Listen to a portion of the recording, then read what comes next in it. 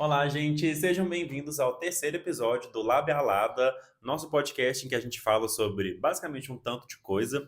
Hoje vai ser um episódio muito especial porque a gente tem uma convidada, já vamos falar sobre ela. Vocês me conhecem, meu nome é Túlio, eu sou um dos apresentadores aqui do Lab a Lada, junto com a maravilhosa da Luísa. E hoje a gente tem uma discussão muito interessante, porque eu acredito que crianças são fundamentalmente do mal. A Luísa acredita que elas são fundamentalmente do bem, e a gente vai ter uma super discussão aqui agora, vários argumentos, e no final nossa amiga Babi vai dar um veredicto sobre se as crianças são do mal ou do bem. Gente, é brincadeira, não vai ser isso.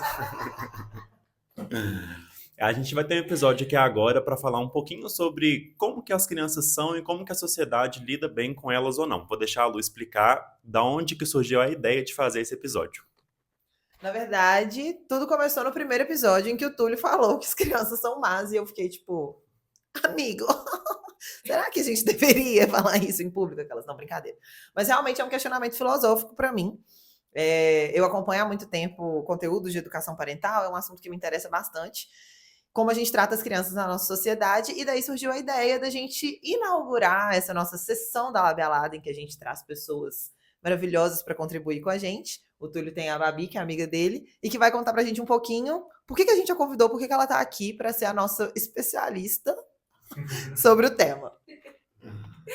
Oi, gente, eu sou a Babi, eu sou pedagoga, sou professora de educação infantil, tenho uma empresa de recreação, tenho uma pós em psicopedagogia e tô aí, né, nesse caminho da educação há muitos anos. Comecei dando monitoria na escola, na verdade comecei criança ensinando para boneca, né, aquela coisa, e fui seguindo nesse caminho e tô aí no caminho da educação, já vai fazer 10 anos. Então, vamos ver, né? Tem bastante caso para contar, bastante coisa. Vamos ver se a gente elucida de vez essa questão, se crianças são do mal ou não. E já começo dizendo que não, crianças não são do mal. Crianças, na verdade, não são nada, né? A criança, ela nasce um animalzinho ali, né? Um animalzinho que era aquático, nasce, vira um animalzinho terrestre, não é nada. E quem vai humanizando esse sujeito somos nós, os adultos cuidadores. Então, de fato, a criança não é boa, a criança não é má, ela é um sujeito em formação, em construção. Então, né, a gente não pode estereotipar e nem nada. Mas assim, vou deixar o Túlio explicar por que ele falou que as crianças são más. Vamos começar por aí. Gente, eu adoro criança, tá? Juro por Deus, gosto muito mesmo. Tem meu sobrinho, eles são uma gracinha. Mas dando uma contextualizada, né? No primeiro episódio que a gente teve da Labialada, a gente estava conversando sobre situações de vergonha, culpa, acho que era alguma coisa assim, né, Lu? E aí me veio essa cena na minha cabeça, assim, de uma criança que tá numa sala de aula, faz alguma coisa vergonhosa e todo mundo aponta o dedo para ela e ri e tal, que é, na verdade, não uma memória específica que eu tenho, mas uma memória meio genérica, assim, do contexto de uma criança que sofreu bullying, né? Tipo assim, isso aconteceu comigo, acontece com muitas pessoas, infelizmente. Acho que por mim pegou muito por conta da sexualidade mesmo, assim, né? Acho que desde escola, assim, a galera já meio que fragava que eu era viado, então essa coisa surgia, assim, e eu sofria com isso. Então, foi um comentário mais nesse sentido, e no sentido também de algumas coisas que eu já tinha escutado, que eu já tinha estudado ali, sobre o desenvolvimento da criança e essa questão da conexão mesmo. Eu estou fazendo um semestre muito interessante do meu curso de astrologia, que é a astrologia da criança e do adolescente. Tem um semestre específico para isso, porque fazer mapa astral de criança não é igual fazer mapa astral de adulto. Até porque você faz não para criança, né? Não para o bebê, para a criança ou para o adolescente, mas você faz para os pais, para os tutores ali, responsável, tutor, que é a palavra, cuidadores.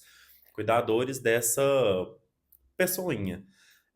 Então tem todo esse cuidado ali de como que você vai passar as informações, porque você não pode, quando você faz um mapa de uma pessoa, né, de um adulto, você fala para ele, olha, essa questão aqui, esse posicionamento pode ser dessa forma que é mais positiva, pode ser dessa forma que é mais negativa, e aí você escolhe aí como é que você quer lidar. Você quer vibrar ali melhor e tal ou não.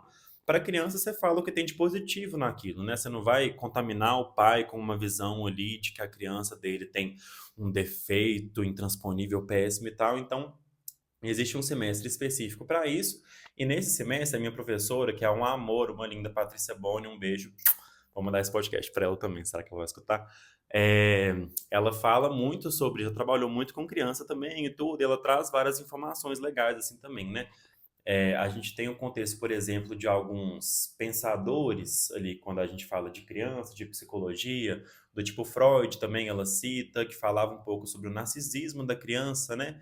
Então, que a criança vai crescendo e ela, até algum ponto, ela acha que o mundo é tudo uma extensão dela, que as outras pessoas são uma extensão de mim e tudo, é, e que não consegue tanto enxergar que existe uma outra pessoa com uma própria individualidade, com uma própria vida, isso vai acontecendo. Eu achei um cara, eu perguntei pro Google, crianças são do mal.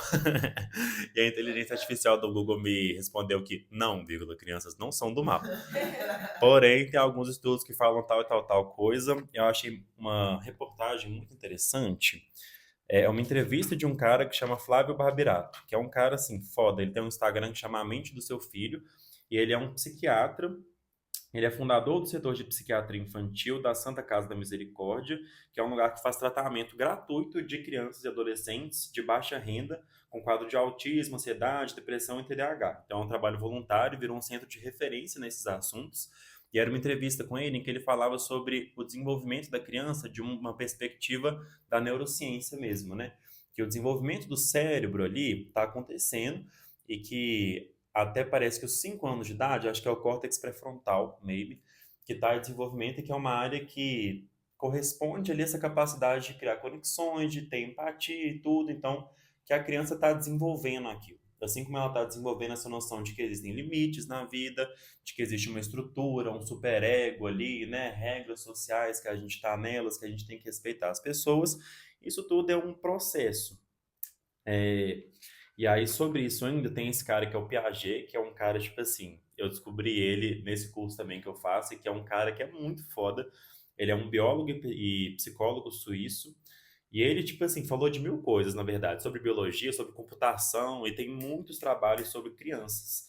Ele é um cara que tem um estélio, um leão na casa 3, o que é super interessante. Ele tem vários planetas ali no signo de Leão, que é um signo que está um pouco relacionado a esse arquétipo da criança. Também é na casa 3, que é a casa que fala dos conhecimentos, vamos dizer assim, mais superficiais sobre as coisas, não superficiais, mas de uma diversidade de conhecimentos ali. E é uma casa que fala da infância também. E ele fala muitas coisas também, do tipo, a criança é muito concreta, ela aprende muito por espelhamento, então ela vê os pais ou as pessoas que estão próximas dele fazendo alguma coisa, ela vai fazer da mesma forma, porque no final das coisas, o que eu tô entendendo é igual você falou, que a criança é uma massinha ali, né? É uma coisa que está em formação e que vai sendo muito formada pelas referências, pelo que ela é ensinada na vida. Então fica o questionamento, eu acho que que vai guiar um pouco esse episódio, né? Que é de que atitudes e valores a gente está alimentando essas crianças. Como que isso acontece, né? Como que a gente está lidando ali com elas. E aí, para encerrar minha fala, uma citação desse cara do Piaget, e ele fala assim: no ponto de partida da evolução mental, não existe certamente nenhuma diferenciação entre o eu e o mundo exterior. Isso é, as impressões vividas e percebidas não são relacionadas nem à consciência pessoal sentida como eu, nem a objetos concebidos como exteriores. Então, é um pouco disso, né? Essa questão da relação dela com o mundo está acontecendo ainda, essa diferenciação das coisas está em formação ali. E aí foram basicamente essas as coisas que eu descobri ali de um lugar de quem estava pesquisando na semana passada sobre isso na internet. Mas eu quero fazer uma pergunta para a Babi, que eu acho que pode ser interessante, como alguém que tem uma vivência, né, com crianças, porque essa percepção de que as crianças são maldosas é uma percepção compartilhada socialmente, até porque eu acho que muitos de nós, enquanto crianças, sofremos muito com a maldade dos nossos colegas, né? Como você disse, o bullying não é uma exceção, na verdade, grande parte das pessoas vive essa experiência em alguma medida, pelo menos, né?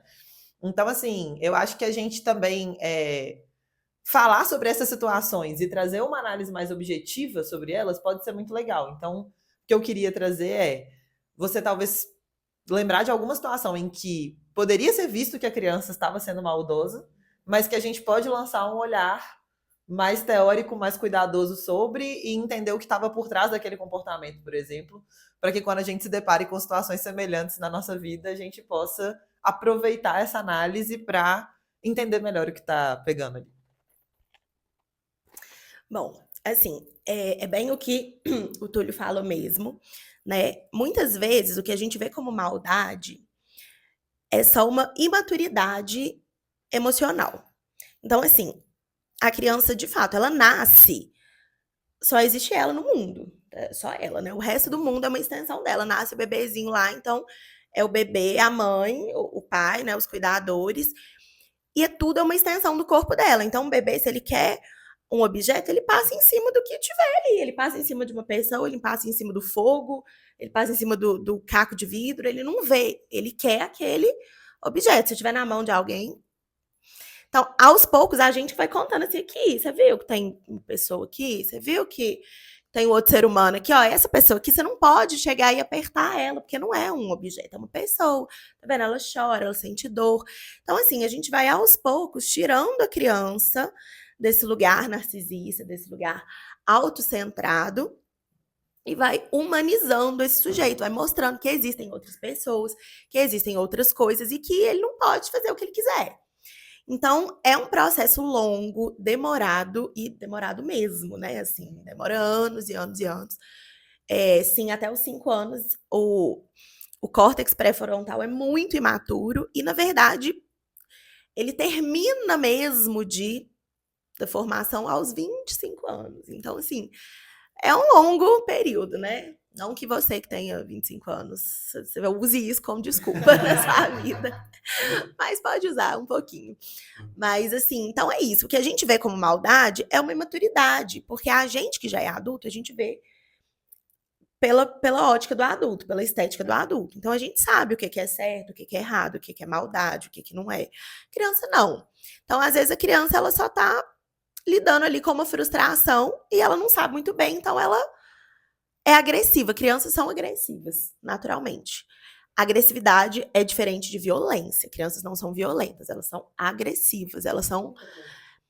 A criança, ela é meio selvagemzinha, assim. Então, assim, a criança, ela não sabe ainda conversar. Então, por exemplo, você tá lá no trânsito, aí alguém vai e te fecha, você fica puto.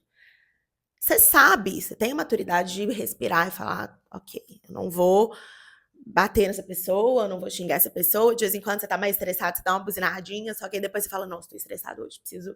A criança não tem isso, então às vezes, por exemplo, uma coisa que acontece muito na escola que eu trabalho, quando eles têm mais ou menos uns 5 anos, começa uma chantagem ali de não vou te convidar para o meu aniversário, você não é mais meu amigo, você é feio. Existe isso, porque com 5 anos o grupo já começa a ficar importante, porque ele já começa a ver outros sujeitos e começa a criar laços, né, e vínculos mais profundos. Então aquele grupo começa a ficar importante. Então, assim, como assim? Você não vai me convidar para o seu aniversário? Então eu vou fazer o que você quer. Então eu vou... Né? Então, assim, começa esse bullyingzinho, assim. E de perceber as diferenças entre as pessoas. E, assim, a criança, ela faz uma leitura social muito grande. Porque, por exemplo, vamos, né, entrar até em assuntos polêmicos, assim, por exemplo. Adoro. A criança, ela faz uma leitura social do que é mais aceito e do que não é mais aceito. Então, por exemplo, um determinado tipo de pessoa, determinadas características físicas daquela pessoa é aceita pelo grupo. E não só pelo grupo, mas pela vida, né? Na TV, na família, na rua, você vê que... Pela sociedade, você vê que pessoas com essa característica são aceitas, pessoas sem essa característica não são aceitas. Então, dentro da cabeça da criança que tá ali aprendendo a ver as diferenças e ele quer ser aceito pelo grupo, ele não quer ser daquele jeito. Ou ele aprende, ele internaliza que daquele jeito não é bom. Então, assim, já aconteceu, sim, da pessoa falar, tipo, ah, você é feio, você é gordo, você...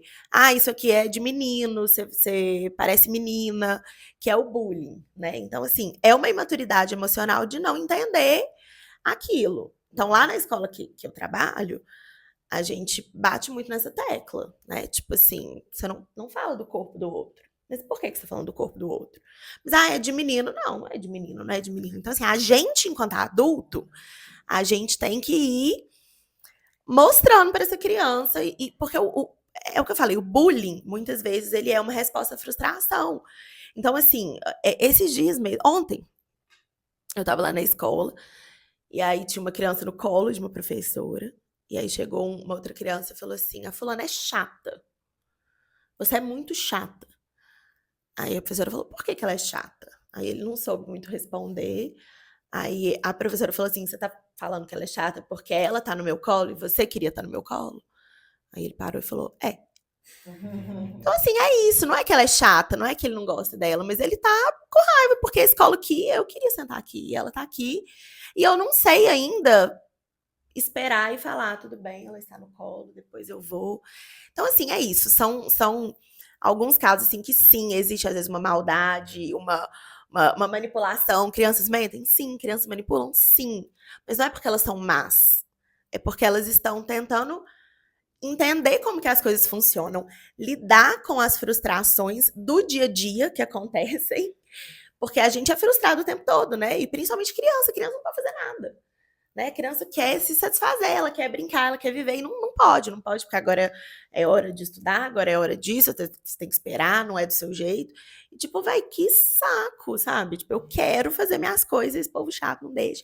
Então, às vezes, ele precisa extravasar e vem, sim, num formato de agressividade, né? Então, por exemplo, você falou que você sofria, às vezes, bullying por uma questão da sexualidade, né? Por às vezes, ter um comportamento mais afeminado do que era esperado. Mas por isso, porque a criança ouve o tempo todo, né? Homem não chora, homens tem que ser homem, você tem que ser macho. Não, isso aqui é coisa de menina, menino, menina, muito separado. Então, tipo, a criança começa a internalizar que aquilo ali não tá certo. Tipo assim, como assim esse cara não tá certo? Então é isso. A gente, enquanto adulto, que tem que falar assim, não. Né, assim, lá na escola que eu trabalho, lá eles têm fantasia. Então, às vezes, um menino quer vestir um vestido. Aí tem criança que fala assim: mas essa roupa é de menina. Aí a gente fala: realmente, geralmente meninas usam mesmo. Então por que ele tá? Porque ele quer. Tem problema? Por que isso tá te incomodando? Às vezes a gente dá uns fechos nas crianças, assim, cuida lá da sua vida. Por que você não cuida lá do seu brinquedo? Por que você não cuida da sua fantasia? Você quer vestir essa fantasia? Não. Então por que você não? Isso não tem a ver com você. Então, assim, o bullying, ele é muito do que a gente também coloca pra criança. Entendeu? Então, assim, é isso. A criança, ela é 100% um reflexo, um espelho do que ela vive, das relações que ela vive. E claro que existe também questões de personalidade, aí tu vai falar muito melhor, né, dos arquétipos, dos jeitos, assim, até dos signos e tudo mais. Mas é claro que existe uma questão, sim, de personalidade, mas que a gente tem que ir lapidando essa personalidade também, né? Assim, para não virar um adulto que fala, eu tenho personalidade forte, mas você só é um grosso que ninguém aguenta, sabe? Tipo isso. E eu acho que, assim, essa pergunta que o Túlio lança, né, no início do episódio, que eu acho que vai, com certeza, já tá aparecendo novamente, né? De que valores nós estamos alimentando essas crianças, que são essas esponjas que estão simplesmente reproduzindo ali o comportamento que elas observam, né? Então, uma das coisas que me frustra quando eu escuto as pessoas falando que crianças são más e que me levou lá atrás a falar, tipo, amigo, vamos falar sobre esse assunto porque ele é interessante, é justamente essa falta de percepção crítica das pessoas de que elas têm esses mesmos comportamentos no dia a dia delas, né? E o quanto que a gente, inclusive... Assim, eu vou dar uma viajada aqui, mas eu confio que eu vou voltar, tá, gente? Porque assim, vamos lá. Você está me trazendo o exemplo da criança que viu a outra no colo, queria estar no colo, né? E causa ali uma situação de desconforto para tentar ver se esse desconforto a leva para onde ela quer estar. Isso é uma coisa que eu reflito muito, eu acho que nós continuamos fazendo isso, né, ao longo da vida. Inclusive, uma das recomendações que eu vou trazer ao final do episódio é esse livrinho aqui que eu vou mostrar para vocês ainda, com mais detalhes do que se trata. Mas ele conta pra gente um pouquinho mais sobre o que são as emoções, e uma das emoções, que eu, inclusive, é meu novo hiperfoco, desde o primeiro episódio, em que eu assisti aquele episódio da Brené Brown sobre vergonha. A vergonha se tornou meu novo hiperfoco. Eu tô aqui, assim, gastando muita onda nisso. Porque eu entendo que eu tenho uma suspeita de que a vergonha é um sentimento levemente contagioso, assim, sabe? Que tanto que você, por exemplo, eu vou até dar esse spoiler que era para ficar de impacto no meu próprio conteúdo, mas eu vou falar aqui. Vocês já ouviram a expressão vergonha alheia? Eu amo essa expressão, acho ela maravilhosa. Mas a gente não fala de tristeza alheia, a gente não fala de alegria alheia. A única emoção que eu já vi atrelada a esse conceito do alheio é vergonha. E é muito fácil de se relacionar. Quando você escuta a expressão vergonha alheia, mesmo que você nunca tenha ouvido, na hora que você escuta, você sabe o que é. Você sabe o que é aquela sensação de ver uma pessoa passando vergonha e ficar tipo... Você sentia. E às vezes a pessoa nem tá com vergonha. Às vezes ela tá feliz fazendo o rolê dela lá, mas você sente vergonha porque você não consegue se imaginar naquele lugar, né? E aí você projeta a sua vergonha no outro e sente vergonha pelo outro. Que loucura. Talvez seja uma das emoções que a gente mais tem facilidade de ter compaixão, né? De sentir junto. Porque é horrível. Gente, vergonha. Vamos combinar que é um sentimento, tipo assim... Inclusive o livro aqui, quando ele vai definir vergonha, eu acho muito legal, que ele fala assim, ó. É possível esconder a vergonha? Não. Infelizmente, a vergonha é muito indiscreta. Ela tem a mania de contar a todo mundo que você sabe que não agiu bem ou que não está à vontade, fazendo com que sua cara fique vermelha. Claro que isso varia, né, de pessoa para pessoa, mas tem outros sinais do nosso corpo, né? Não é só a coisa da vermelhidão, o corpo todo comunica que você tá suando, tremendo. Eu sou uma pessoa que fica muito vermelha e a pior coisa, isso é uma lembrança que eu tenho de sala de aula também, que eu ficava vermelho com alguma situação, as pessoas olhavam, reparavam, apontavam pra mim, falavam que eu tava ficando vermelho e eu ia ficando 5 vezes mais vermelho, velho. Era péssimo, tipo assim. Aí eu sofro bastante com As isso. pessoas apontam como se você não soubesse, né? Tipo Aham. você tá vermelho? Sim. E agora eu tô Sim, 3 e agora eu tô pra vezes mais. caralho, muito mais. Até porque antes de ficar vermelho eu fiquei quente, né? E eu tô suando e tal. E aí eu tô trabalhando nessa tese, assim, pessoal. Inclusive descobri que tem um livro da Brené todinho sobre vergonha, mal posso esperar para ler, em que a vergonha é um grande conformador social, né? A vergonha ela funciona muito bem para você conformar o comportamento das pessoas dentro de certos padrões. Então, quando as outras crianças chegam para essa criança e falam, menininha, não sei o que, isso é uma das formas mais eficientes de fazer com que os comportamentos afeminados sumam da sociedade. Porque para evitar esse sentimento de vergonha, você para de fazer essas coisas. E aí são processos até você reconquistar essas características, né, ao longo da sua vida. Então, assim, só que a diferença quando a gente vai ficando adulto, igual você colocou, né? Primeiro que é isso, né? Nem todo mundo desenvolve esse controle emocional também, né? Muita gente vai sair do carro e vai agredir, mas mesmo quando a gente desenvolve esse controle, a gente continua dando esses sinais, né? A gente dá aquela olhada. Tem o momento em que a gente constrange o outro a se adequar àquelas normas sociais ali, né? Então, o que eu queria trazer aqui é esse ponto, né? De quanto que quando a gente tá... quando a gente critica a criança e coloca a criança nesse lugar de alguém imaturo não, porque imaturo de fato elas são, né? Mas de alguém violento, de alguém que não tem controle, não sei o que e tal, o tanto que isso são projeções das nossas próprias características e o tanto que é um comportamento infantil nosso, de assim como a criança tá com a outra, ela é chata, nananã, a gente também se sente assim. Por exemplo, sei lá, tipo, vou trazer um ponto aqui. Eu vou ter um filho.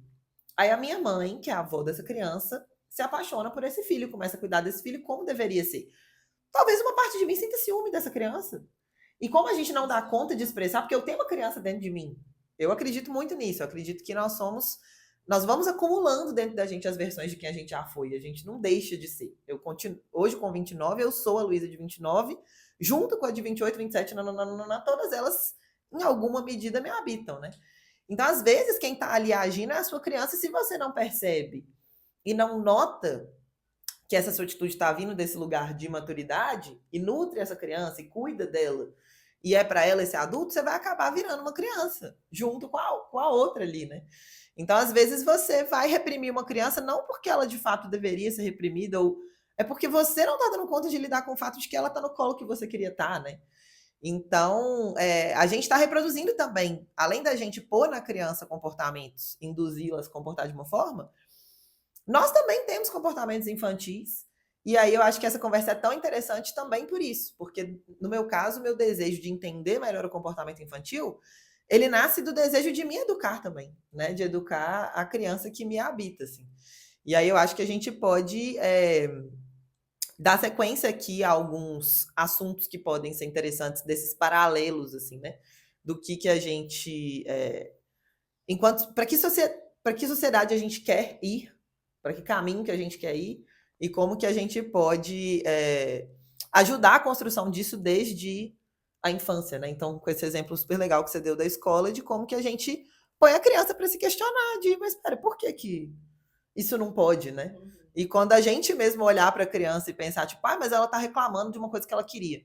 Será que eu também não devia reclamar de uma coisa que eu quero? Será que eu não estou tão brava dela dar conta de bater o pé no chão e falar que ela quer uma coisa, porque eu também queria poder bater o pé no chão e falar que eu quero uma coisa, mas eu aprendi que eu não posso? Né? Então, é também um processo de... Como a gente lida com a criança, eu acho que é como a gente lida com o nosso futuro também, sabe? Uma coisa assim. Não, rapidinho. Porque a Lu foi falando e foi me dando vários insights e várias lembranças. Porque eu tenho aqui 6 horas de podcast só de caso, de história das festas que eu já trabalhei, do dia a dia lá na escola. Então, primeiro que assim, é isso. Muitas vezes, lá na escola a gente fala, minha chefe lá, ela fala muito que a criança, ela vem para poder escancarar tudo de ruim do adulto. Então, assim... Muitas vezes a criança escancara o que está desorganizado dentro da casa dela. Então, se a criança chega na escola apresentando tal comportamento, aí você vai investigar a família, você acha, sabe? Assim, não que seja uma coisa horrível, não é isso, mas assim, a criança ela não tem filtro, a criança é uma esponja mesmo. Então, assim, se chega uma criança, sei lá, uma criança que está mordendo muito, quando você vai ver... Às vezes a família dela tá passando por um momento de desorganização, a rotina dela tá esquisita, ela tá, sabe? Então, assim, existe motivos, né? Então, assim, o primeiro ponto é esse. De fato, a criança, ela vem para escancarar a gente. E muitas coisas que incomodam a gente na criança é porque incomodam a nossa criança ou porque a gente mesmo apresenta esse comportamento. Então, assim, a criança ela vem mesmo para dar na nossa cara e esfregar o que a gente não quer ver, porque é ruim ver, né? É desconfortável ver os nossos defeitos, a nossa pirraça, porque a gente faz muita pirraça, adulto faz pirraça demais, adulto é violento, né? Porque é o contrário da criança que é agressiva, o adulto já é violento, porque o adulto já consegue mensurar ali, em teoria, né? Ele já consegue se controlar, às vezes a gente não consegue. Então, é isso, né? O que você falou. Será que eu não tô com inveja? Porque essa criança consegue se posicionar e a gente não? Porque, por exemplo, né? Outro caso lá da escola, chegou uma menina lá e falou assim: sabia que eu vou pra Disney? Eu falei, é mesmo? Ela, eu tô muito boazinha em casa, porque a minha mãe falou que eu só vou pra Disney se eu ficar boazinha. Então, eu tô muito boazinha em casa. Aí eu achei engraçado e tal, mas depois eu fiquei pensando assim, será que é bom a gente ser boazinha o tempo inteiro? Assim, sabe? Às vezes é importante você não ser tão boazinha. Claro que assim, né? Nesse caso, em outros casos, a gente tem que sim ensinar a criança a se comportar, né? No sentido assim, ensinar a criança a lidar com as coisas. Mas assim, será mesmo que é tão importante a gente ser boazinha o tempo todo? Porque depois... E para ganhar uma... exatamente, para ganhar uma viagem para a Disney. Então, será que eu não deveria... Porque às vezes você vira um adulto que se submete a várias coisas para ganhar outras, né? E não consegue se posicionar, né? Enfim. E outra coisa que... Esse livro é maravilhoso. Comprem. Adultos, comprem. Para vocês. Tipo, não precisa ser... Não precisa ter uma criança. Mas a vergonha, às vezes, ela ensina também. Porque muitas vezes Não, gente, esse livro é tudo, sério. Esse livro ele é muito bom. Porque a gente não sabe nomear sentimento. Às vezes eu não sei, eu fico assim, gente, será que eu tô com raiva, com inveja, com ciúme, triste? Não sei. Mas a vergonha, às vezes, ela ensina. Porque, sabe aquela coisa de devolver o constrangimento? É importante você fazer isso com a criança também. Outro dia, lá na escola, A gente tava na aula de inglês. E aí, nessa turma, tem algumas crianças que já moraram fora. Então, eles têm um inglês muito bom, né? Assim, eles são fluentes, eles têm uma pronúncia muito boa. E outras crianças na turma não têm. Então, aí, no corre, né? De aprender inglês igual todo mundo. E aí, uma criança foi ler um trecho lá de um livro e ele fez uma pronúncia ruim, assim. Não ruim, mas uma pronúncia que não era fluente em inglês. E aí um dos meninos que morou fora, tipo, zoou ele, assim. E ele ficou super constrangido, óbvio, né? E aí, na hora, a professora falou assim, Fulano, por que você riu da pronúncia dele? Por que você riu? Aí ele, não, nada, é o jeito dele falar e tal. Ele falou, mas você lembra quando você chegou lá no país tal? Como é que foi? Foi difícil pra você aprender? Você chegou lá sabendo falar tudo? Não. Como é que foi pra você? Foi difícil?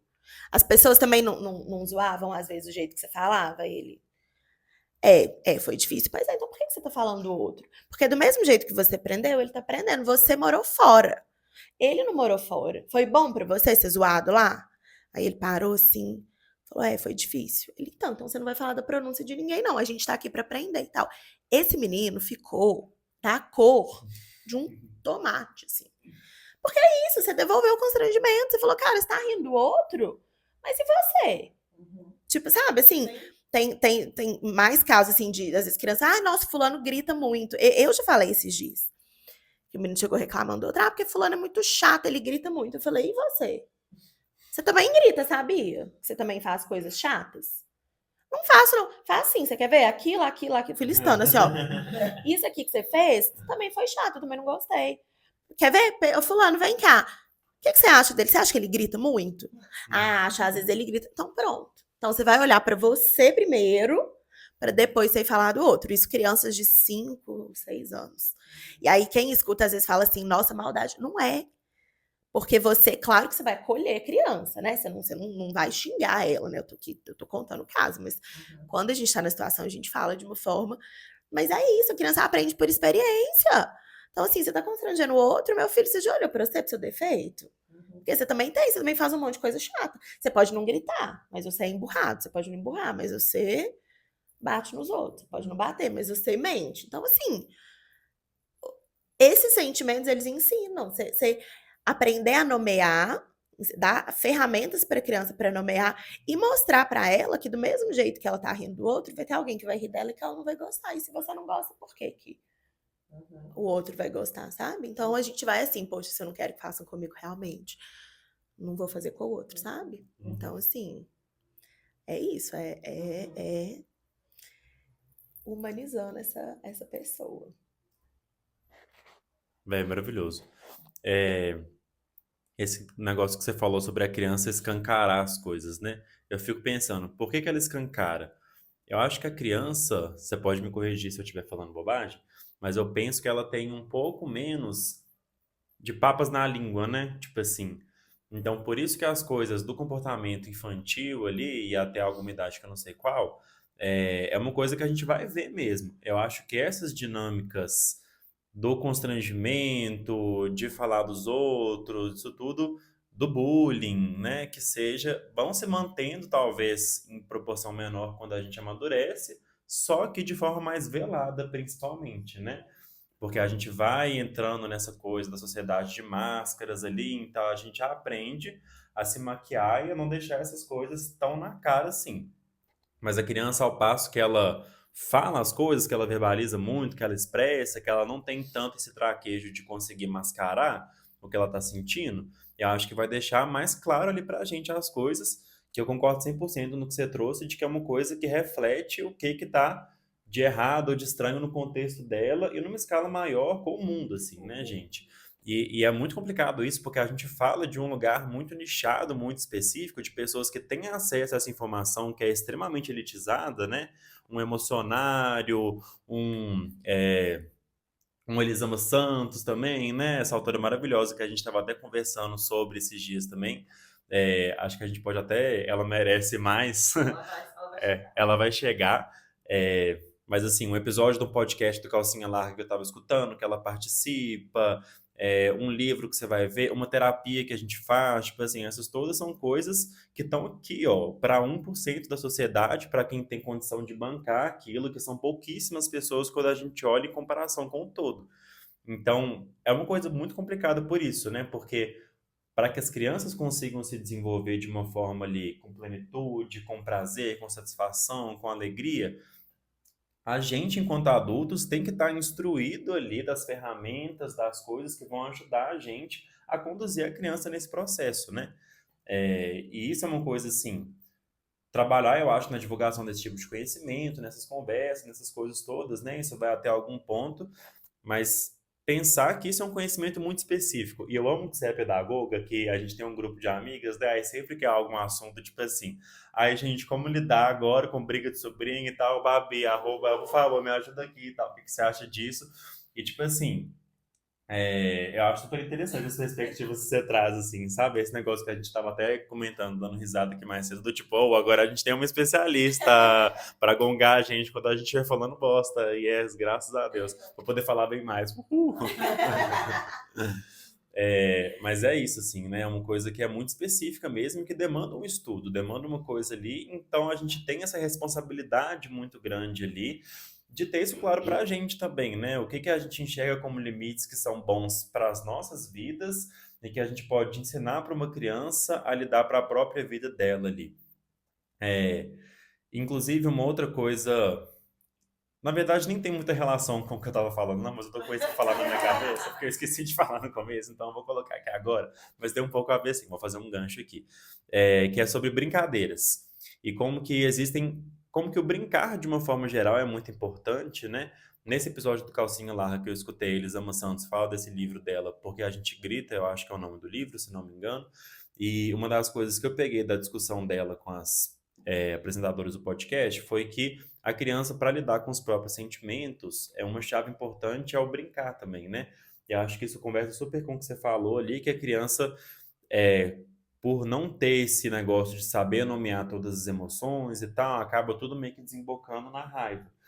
E ela fala um pouco sobre isso no podcast também, de como que desenvolver brincadeiras com as crianças também é uma coisa interessante. E aí, no curso que eu estou fazendo, essa informação que eu queria trazer, que as últimas aulas que eu vi eram sobre tipos de inteligência. Que tem um cara que chama Gardner, acho que é Howard Gardner, que nos anos 1980 ali ele propôs uma redefinição do que a gente entende como inteligências para expandir um pouco o escopo de que eu acho que existia antigamente uma noção de que existia um tipo de inteligência que na minha cabeça está bem mais relacionado a uma capacidade racional ali de usar a razão mesmo, né? E ele expande e fala que não, tem vários outros tipos de inteligência ali. Tem inteligência que é pictórica, por exemplo, que é a capacidade de uma pessoa conseguir reproduzir, ele viu uma estátua e aí vai fazer um desenho perfeito dessa estátua. Tem inteligência musical, então tem gente que tem mais facilidade ali com compor uma música, tem inteligência lógico-matemática também, que a pessoa é boa de fazer conta, de, né, usar esses conceitos, tem inteligência linguística, então a pessoa é boa de se comunicar e tudo. E aí, o que que é uma das coisas que está envolvida ali, até numa pastoral de uma criança? Você vê ali a partir dos posicionamentos no mapa, qual tipo de inteligência nela que seria mais forte. E qual que é o objetivo de fazer isso? É você fazer a criança entrar em contato com atividades, com brincadeiras, em que ela desenvolva essas coisas que são talentos dela. E por que que a gente faz isso? Não é pensando ali, quando a criança tiver 18, 20 anos, dela seguir uma carreira com aquela coisa. Isso, inclusive, é uma coisa que é desaconselhada. Que a gente, assim, tem um papel até de instruir os pais e falar, olha, não é pra você colocar na sua cabeça que seu bebê de 2 anos de idade vai ser isso agora e começar uma carreira já para ele. Enfim, não é isso. É para desenvolver ali espaços em que a criança consiga trabalhar a própria autoestima. E isso é maravilhoso, porque o objetivo é esse, assim, sabe? A criança tem alguns talentos ali que ela pode ser mais forte neles, e a partir do momento que você ensina a criança a brincar daquela forma, então se a criança tem uma inteligência artística, pictórica, você compra uma caixa de lápis de cor, deixa a criança desenhando e colorindo, a criança vai desenvolver uma confiança mesmo, que ela vai falar, nossa, que legal, fiz uma coisa aqui que eu sou boa e tudo. Então, o objetivo é esse, assim, né? E aí o brincar, que é uma coisa que Eu acho que a gente sabe pouco, né? A gente, enquanto pessoas que não são pedagogas, que não são professoras, que não trabalham com esse tipo de coisa, tem um conhecimento muito limitado dessas coisas todas. E a gente não sabe como brincar com crianças, com seu sobrinho, com seu irmão, com seu filho. Às vezes até sabe de uma forma mais intuitiva, assim, né? Mas o que eu tô tentando trazer aqui na minha fala é de como que isso é um conhecimento que é muito técnico, que é muito, né, que tem um estudo muito grande ali por trás e que deveria ser uma coisa mais presente ali na vida nossa, não enquanto 1% ali que tem acesso a esse tipo de conhecimento, mas da sociedade como um todo, para que a gente consiga preparar indivíduos melhores ali depois, né? Inclusive, a sua fala, ela me traz dois pontos, assim. O primeiro é essa coisa do educar para educar, né? Que eu acho que é muito novo também. Então, assim, a nossa geração é uma geração que está tendo acesso à terapia, que está tendo acesso ao entendimento de como que a nossa infância impacta o nosso desenvolvimento adulto, mas talvez seja, de novo, é também uma bolha muito restrita dentro da sociedade que hoje tem acesso a isso, né? Hoje, claro, com a divulgação de conhecimento na internet, e por isso também que a gente está tão feliz de estar fazendo isso que a gente está fazendo aqui, né? Que é uma forma de democratização de acesso à informação também. Então, hoje, por exemplo, essas influenciadoras de educação parental chegam a um número muito maior de pessoas do que seria possível no passado. Mas é isso, né? Nós somos meio que a primeira geração que está podendo entender os impactos da nossa infância na nossa vida adulta, e isso de uma forma mais generalizada. Hoje não é estranho você comentar numa mesa de bar que você é assim, porque quando criança aconteceu tal coisa. Isso já está se tornando um conhecimento mais compartilhado, mas que não era, né? Então, assim, a minha mãe, por exemplo, hoje tem uma noção em relação a essas coisas, mas quando me educou 29 anos atrás, quando começou essa jornada, tinha uma noção muito menor, né? Hoje, com certeza, faria coisas de forma muito diferente se soubesse do que sabia, né? Então, meu primeiro ponto é esse, assim, é essa sacada que a gente está finalmente tendo, que educar demanda educação, né? Que você precisa buscar informações para conseguir conduzir seu filho, sua filha, sua criança por esse processo de entrada no mundo. Porém, nós temos nossa vida, nós temos nosso tempo, nós temos, né, uma limitação ali, e aí entra um outro ponto, que eu achei muito legal, que você trouxe a dimensão política para a conversa, né? E outra dimensão política que eu observo interessante em relação ao tema da criança é a importância da escola, né? Então, assim, em casa eu tenho algumas pessoas que têm posicionamentos de que aquela coisa mais conservadora, assim, né? De que a função da escola é a formação acadêmica, pura e simplesmente, e a educação quem faz são os pais, né? Então, que a escola não deveria interferir na construção de valores e tal. E aí o que eu penso é isso, exatamente. Assim, eu olho para essa pessoa que pensa isso e penso, mas qual que é a capacitação que você tem para fazer essa educação? Você está buscando se educar para isso? Né? Porque nesse caso é uma pessoa que poderia ter acesso se ela quisesse também. É claro que isso é um ponto, mas assim, minha questão é essa, né? E aí eu quero falar um pouquinho e jogar para você, Babi, porque a gente está, inclusive, nesse momento desse crescimento, da ideia do homeschooling, né? Educação domiciliar, que é também uma influência muito forte da cultura americana também. E aí tem ainda contornos religiosos envolvidos, né? Então, assim, a criança ela vem para casa com questionamentos que a família não quer lidar, porque são questionamentos que ela mesma não está disposta a fazer. Então, uma criança, por exemplo, que chega com essa ideia de que o gênero talvez não seja uma construção tão rígida quanto ela aprendeu, ela vai dar problema dentro de uma casa que é conservadora e que acha que menino é menino, menina é menina, né?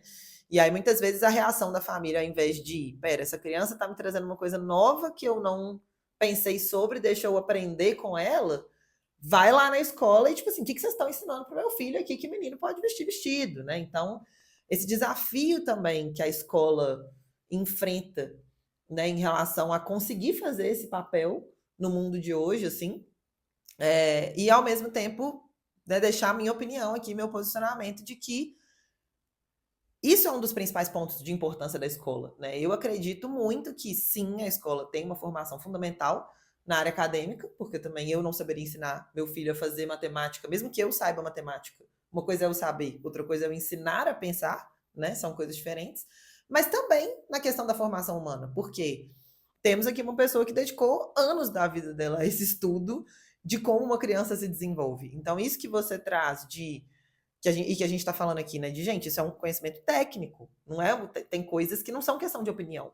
Que a criança até os 5 anos não tem certos desenvolvimentos cognitivos é um fato, isso não é discutível. Então, que não adianta você Tem uma trend aí uma coisa que tá viralizando no Instagram aí, de chegar para a criança e mostrar, tipo, a garrafa e pegar 2 objetos e chegar para a criança e falar qual não é a garrafa. Uma criança de 2, 3 anos. E ela aponta para a garrafa porque ela ainda não entende o não. Então ela só entende garrafa. Então, para ela, se você chega para a criança e fala não sobe aí, ela vai subir porque o não é processado pelo cérebro dela, você querendo ou não querendo. Então, simplesmente não é efetivo se comunicar dessa forma, né? Então, tem esses conhecimentos técnicos que, mesmo que você busque se educar, você nunca vai ter uma formação acadêmica que uma pedagoga tem. E aí entra um papel fundamental da escola na formação humana também. E aí eu queria jogar isso para você, se você sente essa pressão, né? Como que é lidar com as famílias, como que você observa essa tendência, e a importância da escola também na formação humana. Eu sou uma grande defensora da escola. Eu acho que as crianças devem sim ir para a escola o mais cedo possível. Eu acho que a escola é sensacional, de verdade.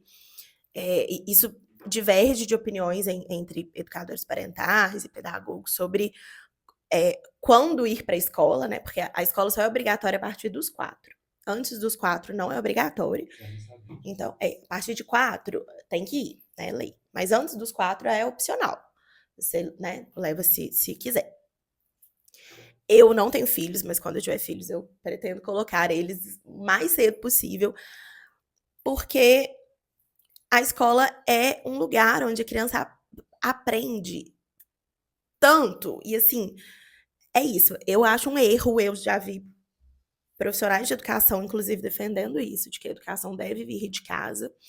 E eu não concordo. Eu acho que, é claro, não é uma função da escola, exclusivamente, né? Porque muitas famílias terceirizam o problema. Tipo assim, vai lá, escola, educa aí essa criança aqui, porque eu não dou conta. E não. Mas tem que ser uma parceria entre família e escola, porque a escola é o lugar que a criança mais vai passar o tempo da vida dela, criança e adolescente, né? Depois da casa, ela vai passar o maior tempo, e às vezes mais do que em casa, porque a gente vive numa sociedade onde você precisa trabalhar, né? Não dá pra você ficar em casa, né? O dinheiro não nasce. Então, você precisa trabalhar. Tem famílias que trabalham o dia inteiro. Então, assim, tem criança que fica na escola de 7 às 5, o dia inteiro. Ela chega em casa, come, toma banho e dorme. Então, como que a escola não vai ser importante para a formação do caráter e daquele indivíduo se ele passa pelo menos metade do dia dele na escola? Então, é muito importante. É dentro da escola que a criança vai aprender a se relacionar com o outro, porque muitas vezes, né, a criança em casa ela só tem contato ali com os adultos, cuidadores. E ela vai aprender a se relacionar com a diferença, com outras pessoas, vai aprender a enxergar o sujeito, porque na escola não é tudo na hora que você quer. Você precisa esperar, você precisa se regular ali emocionalmente para você esperar a sua vez. Você não pode ter o colo na hora que você quer, né? Você vê que eu quero colo, mas tem uma pessoa ali, e aí? Você vai fazer o quê? Você não vai tirar ela do colo para sentar, você vai ter que dar seu jeito. Então, assim, a criança vai aprendendo a lidar com as frustrações, ela vai ganhando ferramentas, ela vai desenvolvendo oralidade, desenvolvendo a questão da empatia, de enxergar o outro, das convenções sociais, de lidar com o diferente, de entender que tem pessoas diferentes de mim, tanto com relação a gênero, quanto com relação a personalidade, a jeitos, a normas sociais. Então, assim, escola é 100%. Sou uma grande defensora mesmo da escola. Coloquem seus filhos na escola. Mas com relação a homeschooling, tipo, socorro, né? Porque é o que você falou, os pais, por mais... Gente, eu falo, claro que existem exceções, existem pessoas más, de fato, mas nenhum pai ou mãe faz coisas ruins para o filho de propósito. Eles não fazem, né? Assim, você vê lá na escola, a gente vê, às vezes, faz reunião com pais, olha, muda esse comportamento. Os pais, meu Deus, nem sabia que eu tava fazendo isso. Porque não sabe mesmo, e não é função deles saber, é nossa função saber, porque a gente que estudou, né? Que fez uma faculdade, uma especialização, que tá lá no chão da sala, que tá estudando sobre aquele desenvolvimento. Então, os pais, por mais bem intencionados que eles sejam, eles não têm esse conhecimento técnico, tanto do desenvolvimento quanto do ensinar mesmo, né? Porque na licenciatura, na pedagogia e nos cursos de licenciatura, você aprende como passar esse conhecimento. de uma forma lúdica, de uma forma didática, da forma que mais acesse esse sujeito. Então, você falou da importância da brincadeira. É extremamente importante. A linguagem da criança é a brincadeira. Ela fala através da brincadeira. Então, a melhor forma de você acessar uma criança é brincando.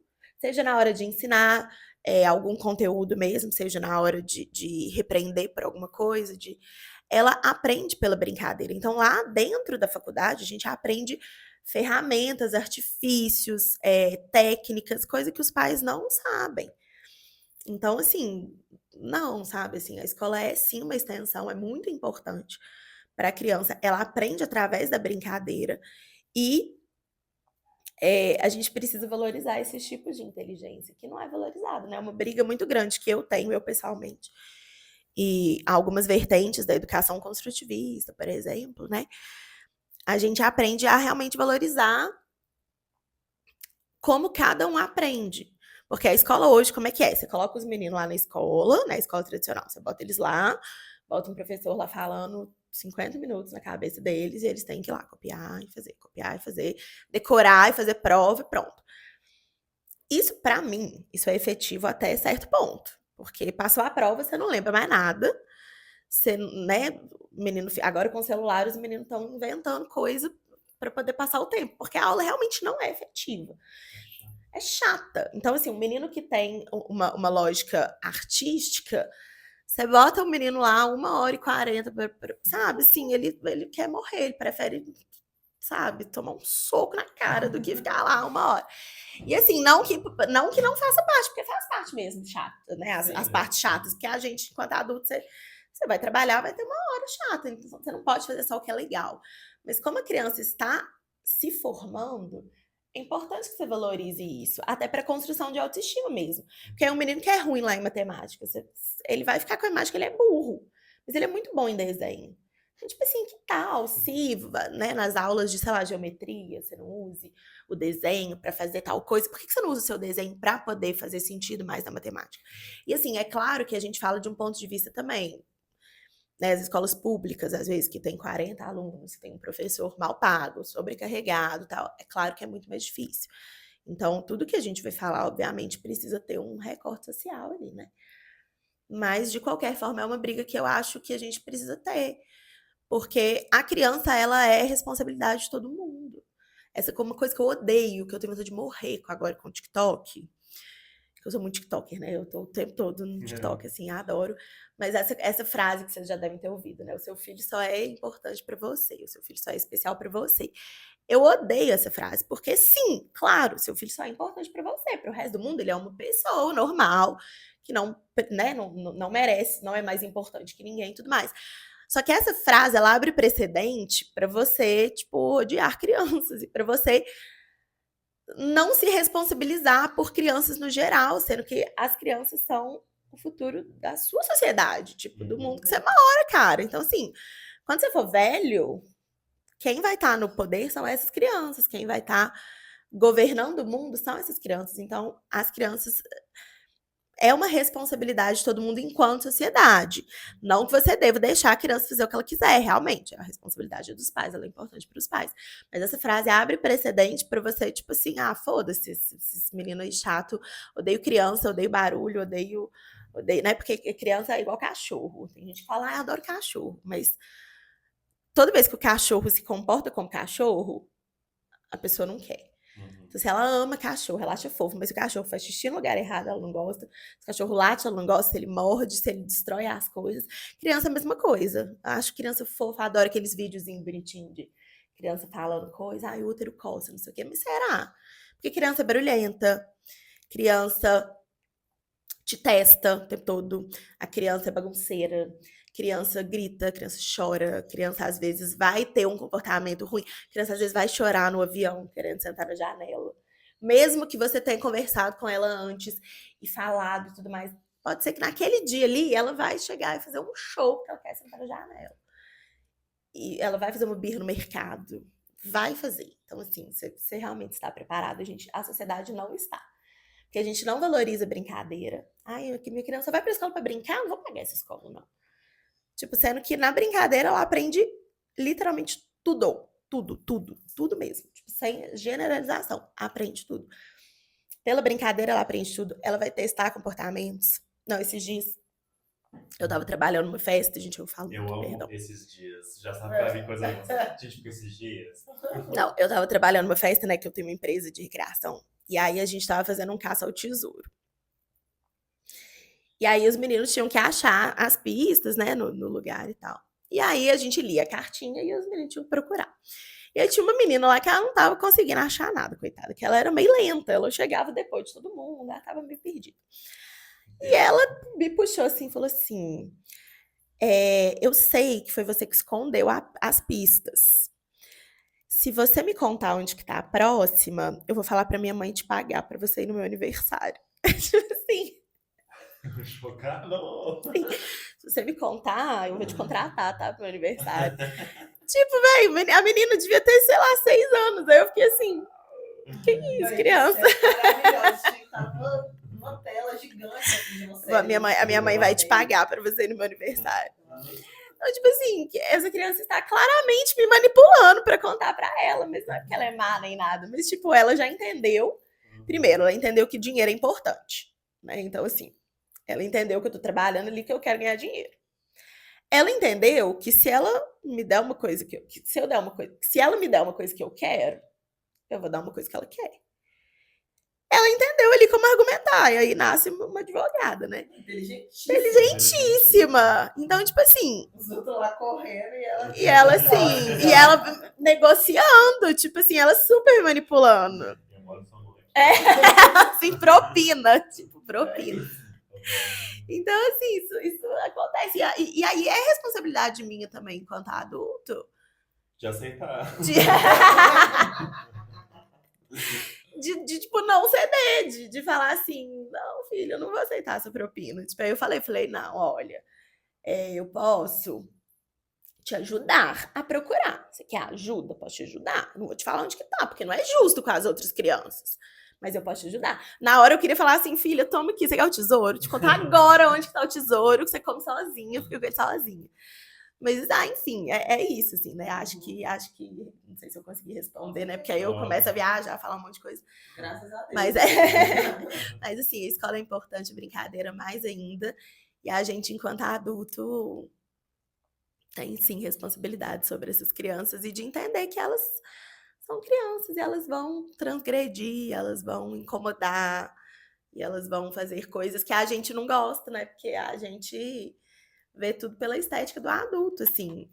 É isso, depois eu falo mais, podem comentar. Tô até desorientado aqui, mas eu vou tentar. Gente, eu lembrei de uma amiga minha que estudou comigo, maravilhosa, Lavínia Rocha. Gente, a Lavínia, tipo assim, ela é professora hoje em dia de história. Ela ganhou vários prêmios aí, tipo assim, de ser professora e tal. E ela teve um vídeo dela que até viralizou no TikTok sobre. Ela é muito da pegada da educação antirracista. E aí tem um vídeo dela que é super legal, assim, sabe? Ela gravando, ela dando aula e ela pergunta para as crianças quais palavras que vêm na mente delas quando ela fala África. Então as crianças falam, tipo assim, violência, pobreza e tal, tudo ruim, né? E aí tem um trabalho que ela faz de, tipo assim, realmente resgatar a história do continente africano e por que é legal, quais coisas que tem lá. Então ela grava esse antes e depois, faz um vídeo, e o depois também, e as crianças falam, tipo, outras palavras super legais, assim, sabe? E aí esse vídeo bombou e tal, e tipo assim, ela super fala várias coisas sobre educação mesmo, sabe? É uma referência super legal que eu tenho, assim, que eu sigo, que é super interessante, ela é um amor de pessoa. Beijo, Lavínia. A gente já tá amando fazer isso. Falar o nome dessas, falar beijo, assim, ó. E ela também é escritora, escreve livro para criança e tal, ela é foda. Acho que a gente pode até convidar ela um dia para conversar sobre educação também, acho que pode ser interessante. Eu lembrei por causa dessas coisas da educação que você trouxe muito bem também, falando sobre como que o processo de aprendizagem de cada pessoa é super subjetivo mesmo, né? Acho que tudo é muito individual, essas experiências. Eu trabalhei uma época como redator de um blog que era sobre educação. Era um blog para gestor de educação de ensino superior. Então, assim, era um contexto um pouco diferente, mas tinha muito texto que eu escrevia, pesquisava e escrevia, né, sobre metodologias ativas Inclusive, a Lavínia trabalha muito com isso também, traz muito isso, né? Que é justamente quebrando, como você falou, essa lógica da educação industrial, que um professor vai lá e só deposita o grande conhecimento que ele tem em 50 alunos que estão enfileirados igual numa fábrica, só virado para baixo, sim, anotando as coisas num pedaço de papel, sem nem olhar para cima e tal, péssimo, né? Acho que tudo que tem de evidência, até científica, deve existir, falando que isso é uma bosta, que não funciona, que a pessoa não tem autonomia, que ela não tem interesse nas coisas e que isso não funciona. Então, eu acho que quando a gente pensa numa educação nesses moldes ideais que a gente está colocando aqui, é uma coisa realmente muito importante. Mas uma coisa que me pegou também na sua fala, que eu fiquei assim pensando, nessa idade, né, de quando que a gente coloca as crianças na escola. Inclusive, um outro comentário também, eu acho que existe um movimento das pessoas que estão se tornando pais agora, então, a nossa geração e uma geração acima, assim, mais ou menos, de realmente se informar sobre as coisas, né? E acho que até isso é uma discussão importante que traz para a gente também, até sobre o papel da mãe também, né? A gente estava conversando, falando sobre como que esse episódio não é sobre maternidade, nenhuma de nós três aqui é a mãe. Um dia a gente pode falar mais sobre isso e realmente chamar uma mãe para falar sobre as coisas, mas como que existe hoje em dia, parece que uma outra jornada de trabalho ali, da mãe, do pai, que é de se informar sobre as coisas também, né? E como que isso é uma coisa que é difícil? Tipo assim, é uma responsabilidade da família, de quem cuida ali, de saber sobre as coisas, né? De compartilhar com a escola também esse lugar do aprendizado, de se informar? Sim, mas até que limite, né? O que que a gente está exigindo dessas pessoas também, que elas se interem dessas informações, que elas se tornem um profissional ali da área da educação para conseguir lidar com o próprio filho. Eu acho que isso é uma coisa complicada, e aí minha irmã é uma pessoa que é mãe, uma ótima mãe, e ela lê muito sobre as coisas também, né? Ela se informa muito e tal, e ela estava falando comigo esses dias sobre essa questão. Mandei um beijo para ela, beijo, Laís.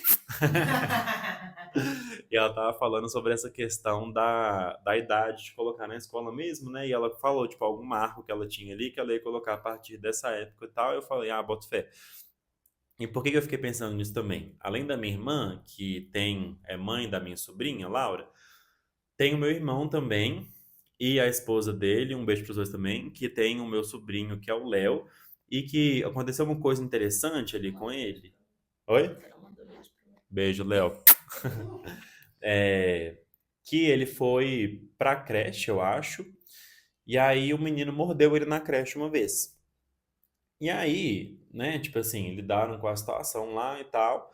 Só que aí ele, tipo, ele fez a mordida em alguma outra situação. Então, essa coisa que volta ali no que eu tinha falado, de como que a criança aprende muito pelo exemplo, pela repetição, pela coisa, né? Tipo, recebi uma mordida na primeira vez da minha vida agora. Olha, existe uma mordida. Olha, é uma coisa que aparentemente, apesar das minhas educadoras terem falado aqui que é uma coisa que não pode fazer e tal, eu gravei ali como alguma coisa que existe que eu posso fazer e fez isso também depois, né?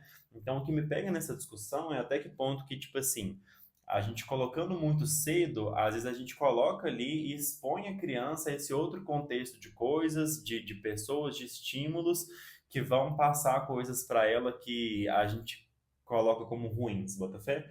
Então, eu acho que é um super dilema mesmo, né? Não tô falando que, tipo assim, não, nunca colocar o filho na escola, então homeschooling a vida inteira, longe disso. Mas dessa questão de qual que é o limite, a partir de quanto que é interessante, que é uma discussão, inclusive, que existe também no uso das telas, né? Eu acho que existe já essa noção, assim, de pessoas que estudam sobre esse assunto, que não é bom você colocar seu filho de frente para uma tela lá durante 12 horas, por mais que ele fique completamente domesticado ali, absorto na coisa, que ele não vai dar trabalho nenhum você colocar um tablet na frente dele, mas se você não coloca, isso vai virar, por exemplo, uma barreira de socialização em algum ponto, porque as outras crianças têm acesso também às telas, àqueles conteúdos, então elas vão falar sobre aquilo, vai virar uma coisa, e essa criança vai virar uma coisa meio bicho do mato, que não sabe ali o que que acontece e tal, e que, né, então acho que essas coisas todas são discussões, assim, difíceis, né, tipo, eu fico Cada uma muito... dá um episódio. Cada uma dá um episódio. Eu queria falar uma coisa, mas responde essa pergunta. Não, pode falar que depois eu falo sobre É? Pode falar. É porque eu vou voltar no início. Fala essa parte aí dos limites e depois eu volto. Tá. Pode voltar aqui já, porque, por exemplo, ele tem um vídeo no lançamento. Já tá. Pode, se joga, vai. Não, é porque isso que você falou nossa, é total, assim, é uma discussão muito séria com relação à tela. Porque, de fato, assim, o ideal seria que, de verdade, assim, o ideal, biologicamente falando, né, emocionalmente falando, seria que as crianças tivessem acesso a telas, sei lá, depois de 18 anos, assim, de verdade. Porque em todo o processo de desenvolvimento ali do ser humano, a tela é prejudicial. Né? Inclusive, existe um estudo que agora eu não vou saber dar a referência, mas eu posso olhar aqui A gente manda o link depois. depois. Que essa geração de agora, a geração desses adolescentes, jovens, é a geração mais infeliz. Que infeliz, assim, que tem menos hormônios de felicidade, sabe? Que tem menos dopamina, que tem menos serotonina, que aprendem menos, justamente porque eles têm um acesso maior à tela e a dopaminas rápidas, né? Assim, então, o tempo todo é vídeos rápidos, coisas rápidas. Então, é a geração considerada mais infeliz por causa disso.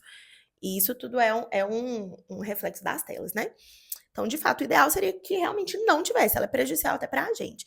Mas, ao mesmo tempo, tem a questão, eu acho que, de, às vezes, os pais precisarem fazer coisas e precisam deixar a criança na tela. E de isso depois, quando o menino já tem, né, uns 6, 7, 8 anos, isso vira uma coisa social, porque aí todos os amigos jogam videogame, assistem o filme tal, assistem o desenho tal, e você não assiste, aí você fica realmente de fora. Então, existe uma pegada social muito forte também, que aí, por um lado, é bom porque fica sem tela, mas aí é ruim porque o menino fica defasado socialmente um pouco. Então, eu acho que o foco realmente é a moderação. Eu acho que tela até 2 anos, o ideal é que seja 0, ou o mínimo possível, dentro da realidade de cada um. Mas eu acho que depois é uma discussão muito válida, essa questão da sociabilização. Tipo, meu filho não vê tela, mas aí fica uma coisa ruim, porque ele fica excluído do grupo mesmo, né? Então, agora, com relação ao que você falou da mordida, né? De aprender comportamentos. Crianças pequenas mordem. Nem todas, mas é um comportamento esperado da idade, né? Assim, Piaget, inclusive, fala, tem a fase oral e a fase oral sádica. Vou lembrar. Mas tem um período aí da fase oral, que a fase oral ela vai de 0 a 2 anos, em que a criança morde. Inclusive, é muito normal a criança morder o peito da mãe quando ela tá amamentando. Ou seja, não foi uma coisa que ele não teria aprendido se ele não tivesse sido mordido por um coleguinha, então, né? Então, tem crianças que não mordem, que não apresentam esse comportamento. Então, eu não posso te dizer com certeza que ele iria morder. Mas o fato dele morder não necessariamente é porque ele viu lá na creche. Pode ser que o fato dele ter tido essa experiência, ele reproduziu essa experiência. Porque os nenéns estão o tempo todo, né? Pegando com a mão, com a boca, põe na boca, tal, tal. Então, assim, eu não vou dizer que não existe uma relação. Mas ele poderia apresentar comportamentos de mordida sem nunca ter ido na creche. Porque é muito natural. Tem crianças, inclusive, que vão para a creche, são mordidas sempre e não mordem ninguém. Então, não é necessariamente isso. E aí você vai pensar também, tipo, por que você iria poupar o seu filho de viver essas coisas, né? Porque uma hora ele vai viver. Então, e tem coisas que são comportamentos esperados da idade, e ter contato com aquilo não necessariamente vai piorar ou melhorar. O que vai, talvez, melhorar ou que vai influenciar é que ele vai ter ferramentas para lidar com aquilo de alguma forma, né? Então, assim, vai ter diferença. E a última coisa que eu achei sensacional, eu conheço a Lavínia, conheço da internet, né, de ver. Lá na escola que eu trabalho tem uma pegada antirracista muito forte. Lá é uma máxima, assim, a gente ter uma educação antirracista, anticolonialista e tal. E é muito legal você ver que realmente a noção dos meninos, a criança, ela reproduz comportamentos que ela aprende mesmo. Então, uma vez um menino falou comigo, assim, eu fiquei muito chocada. Já tem um tempo isso. Ele falou comigo assim, eu não queria ser marrom. E, tipo, um menino branco, né, assim, classe média. Ele, eu não quero ser marrom. Porque ele ia pra praia, e aí ele ia bronzear, ele falou, eu não quero ser marrom. Eu falei, por quê? Aí ele falou, porque as pessoas marrons não têm casa. As pessoas marrons são pobres. É uma fala racista, claro. Esse menino é racista? Não. Ele tinha 4 anos, eu acho, 5. Mas aí você vai ver o contexto dessa criança. É uma criança branca, com pais brancos, com família branca, com amigos brancos. Todas as pessoas negras que ele vê estão em posições ou de serviço, isso, serviço, ou na rua, né? Mendigos mesmo, moradores de rua. A maioria são pessoas negras. E é o que ele vê. Ele não tinha um contato com uma pessoa negra que estivesse no mesmo nível social que ele. Ele não tinha um amigo, os porteiros todos negros, os manobristas todos negros. Então, assim, esse menino, o que ele pensou? Vai ser negro é ruim, né? Porque eu só vejo negro me servindo. Eu só vejo negro na rua, eu só vejo negro pobre. Todo mundo que é branco, que é meu amigo, todo mundo que é meu amigo é branco. Então, assim.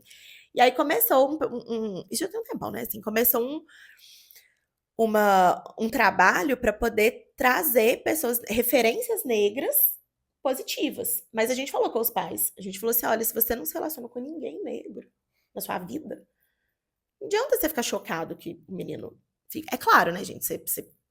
Não é que você, nossa, eu preciso obrigatoriamente ter amigos negros, não é isso. Mas se você não procura ter pessoas negras na sua vida que não sejam nessas posições, é claro que seu filho vai reproduzir isso.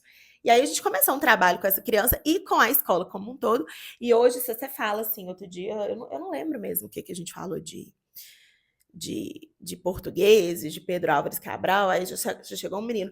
E eles não descobriram o Brasil, porque o Brasil é dos indígenas, não sei o quê. Então, assim, existe uma... Aí é isso, eles têm palavras muito mais positivas para falar sobre a África.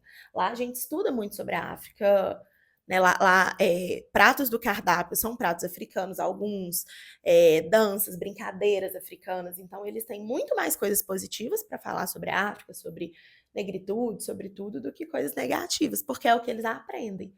Então, é muito pelo exemplo mesmo, né? Você só vê falando de África com escravidão, com pobreza, com fome, é claro que eles vão reproduzir isso. Você traz para outro lado, eles vão falar coisas positivas. Então, é assim que a gente vai criando uma sociedade sem bullying, sem racismo. Sem bullying é querer demais, mas eu falo assim, uma sociedade melhor com relação a essas coisas. É porque você falou, né, que a criança escancara ali o que ela vive, né?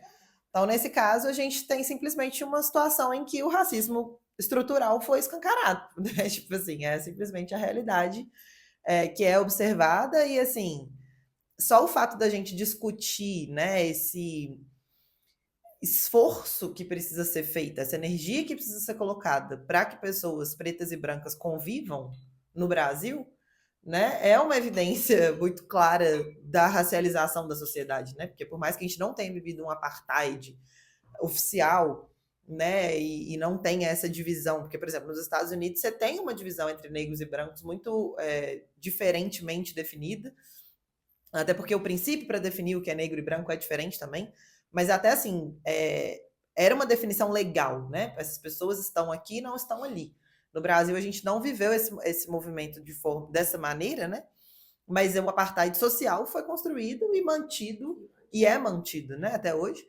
Então, só da gente estar falando de ter que ser feito um esforço para que essas classes interajam é uma evidência muito clara, né, dessa racialização da sociedade. E aí, assim, para mim é isso, né? As crianças, elas são elas demonstram muito essas evidências de onde a gente precisa trabalhar, e aí eu quero retomar um ponto anterior, que é essa questão da criança no avião, né?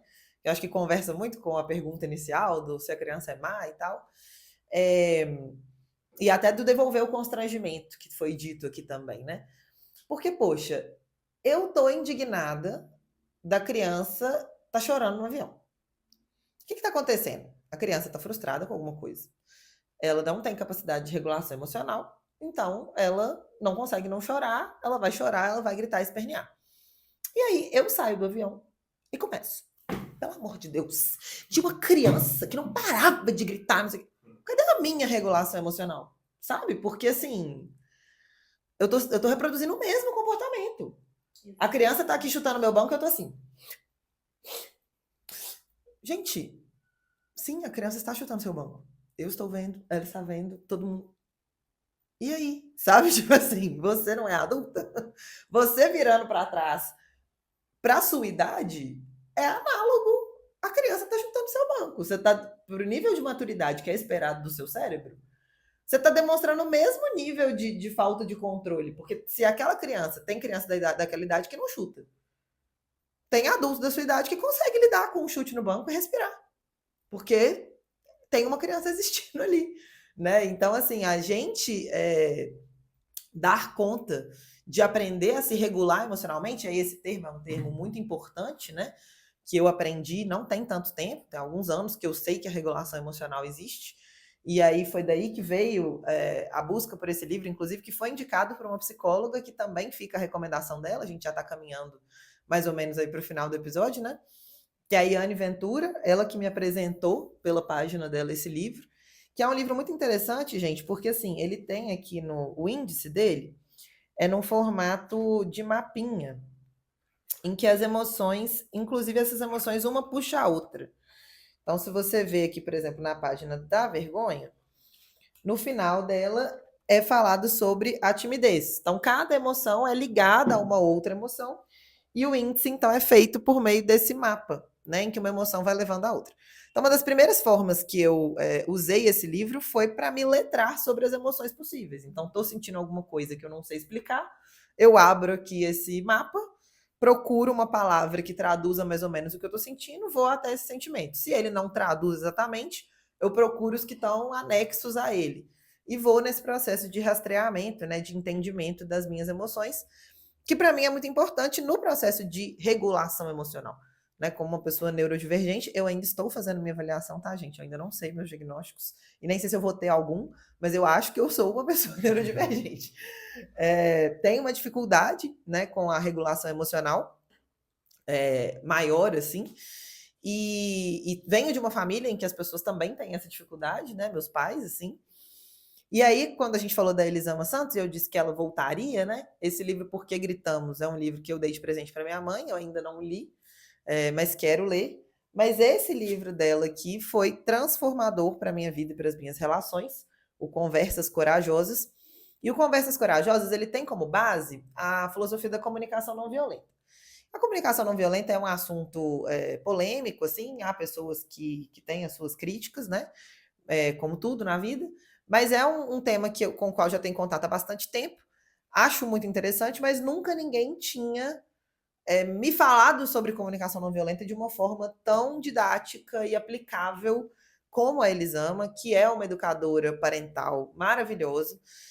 Ouvir a Elisama é algo que é muito humanizador também, né? Porque ela se humaniza.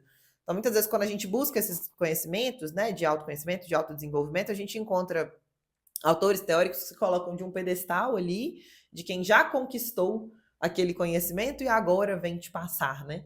E a Elisama, ela compartilha essa característica junto com a Brené Brown, que também é alguém de quem ela bebe. A Elisama cita a Brené em alguns momentos do trabalho dela, de se vulnerabilizar. Então, no livro da Elisama, você vai encontrar ela falando assim, eu também passo por isso, eu também faço isso. Eu, quando eduquei meus filhos, fiz tal e tal coisa. Quando educo meus filhos, faço tal e tal coisa. Então, é uma leitura que ela te ajuda a se sentir acolhida, se sentir percebida, e aí volta na questão da vergonha.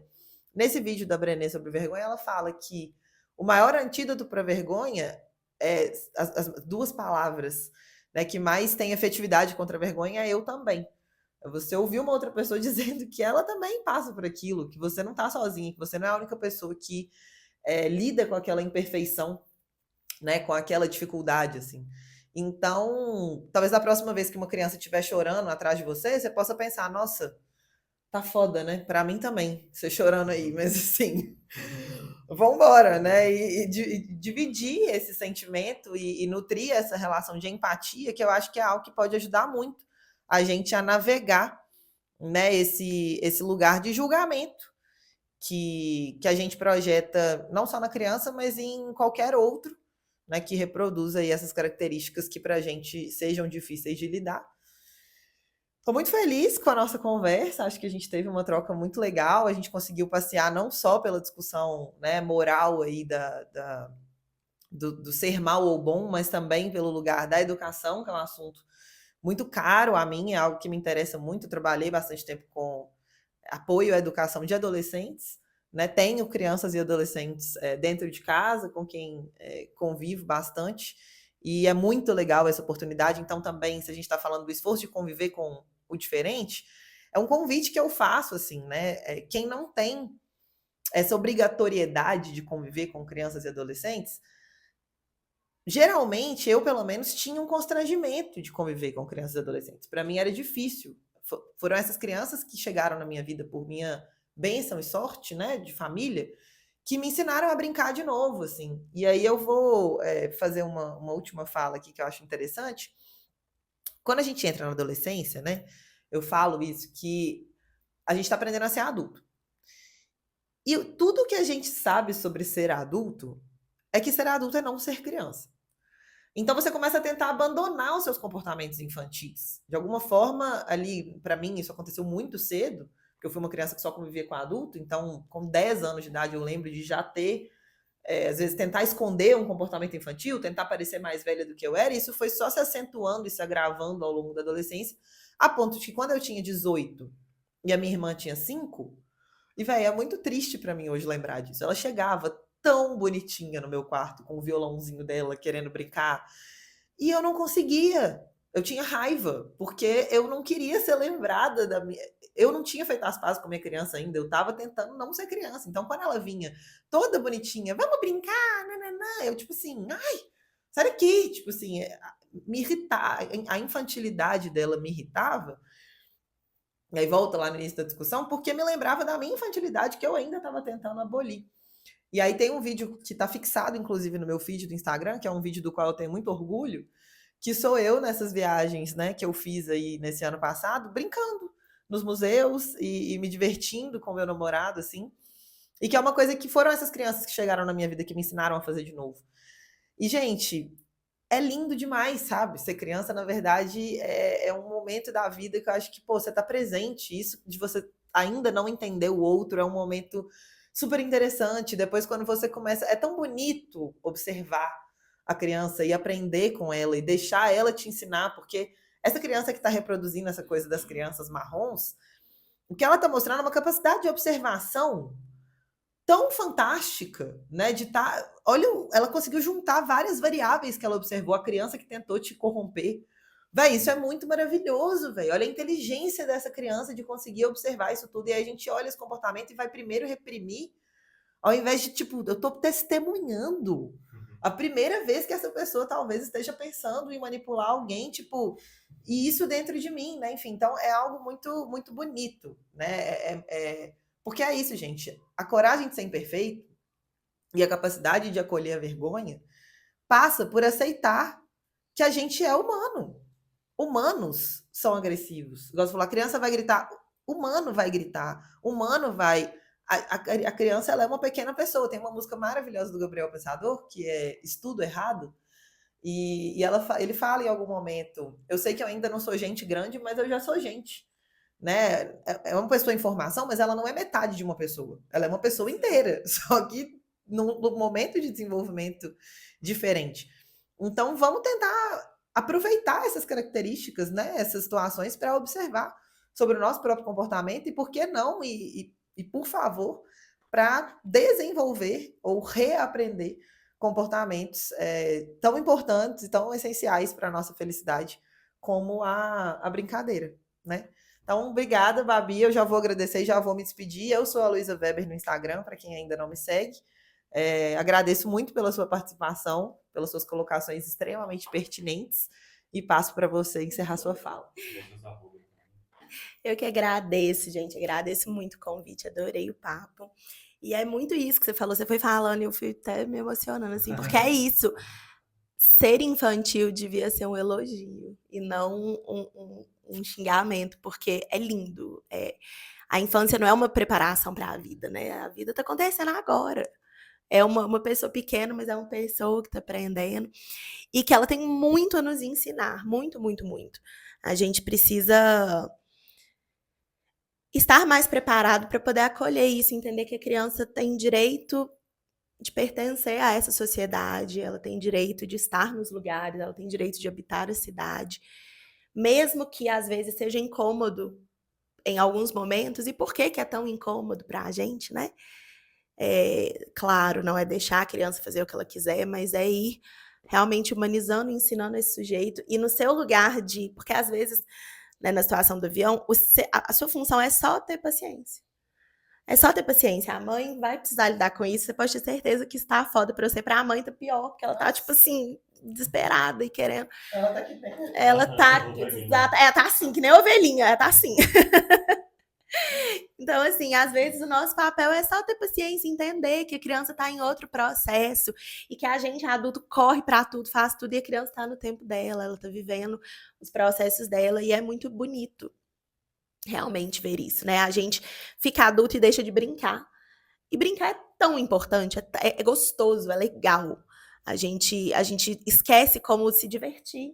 A gente acha, não, nossa. Outro dia eu fui com meu namorado lá, eu moro perto do Shopping Del Rey, e lá tem um negócio de cama elástica. E aí, outro dia eu falei com meu namorado, falei, vamos lá. A gente ia na academia. Aí eu falei, vamos lá. E ele, pra quê? Eu falei, vamos lá, deve ser legal. Aí a gente foi. Foi tão legal, foi muito divertido, porque a gente ficou pulando e pula, cai, levanta, assim, o corpo humano é um corpo de movimento, né? E quando a gente fica adulto, a gente esquece como brincar, como se divertir, é muito legal. Então, eu acho que a gente possa aprender mais com as crianças e perdoar a nossa criança, se reconectar com a nossa criança interior e entender, assim, se o que está nos incomodando, se também não é uma coisa que a gente precisa trabalhar. Então, eu agradeço muito pelo convite. Vamos ser mais como as crianças. Divulga seus grupos. O meu arroba é bapimenta, BAH Pimenta, e da minha empresa de recreação é arroba baú de história. Baú de história com E. Vai estar em algum lugar escrito, né? Porque... E é isso, então contem comigo sempre. A gente muito feliz, muito obrigado para todos. Eu queria só fechar falando uma coisa, que é fazendo um convite para você que está escutando a gente, para lembrar do que você gostava de fazer quando você era criança. Tem uma série, né, que é RuPaul's Drag Race, que é um reality show de drag queens. E aí, sempre na final, ela mostra para as finalistas uma foto delas mesmas quando elas eram crianças, tipo 3, 4, 5 anos, e tem um momento, tipo, super emocionante que elas falam. Tá, e o que você quer falar agora para você de 3, 4 anos? Tô quase chorando aqui agora de pensar. E, tipo assim, é muito emocionante, porque elas estão lá no final de uma trajetória foda que elas estão traçando. E aí tem esse momento, a família delas presente lá também, que elas conversam. Então, acho que é interessante fazer isso, né? Acho que passa por aí tudo que a gente falou. Então, faz isso, pensa no que você gostaria de falar para você mesmo quando você era bem pequenininho e lembra das coisas que você gostava de fazer. E por que não fazer essas coisas agora também, né? Não é porque a gente é adulto que a gente tem que parar de brincar. E é isso, muito obrigado!